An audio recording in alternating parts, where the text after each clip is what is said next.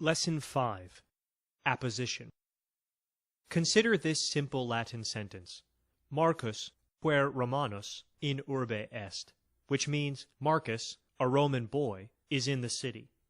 Notice the use of the phrase puer Romanus to describe Marcus. This important construction is called apposition. Here is another example.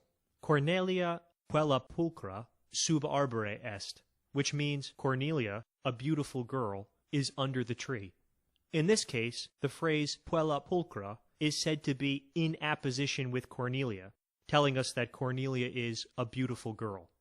Notice that in both Latin and English, an appositive often begins and ends with a comma, making the phrase relatively easy to spot.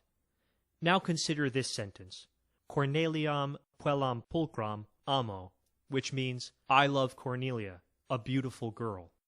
Here, the phrase puellam pulchram is in apposition with what immediately precedes it, the noun corneliam. Corneliam is the direct object of the sentence.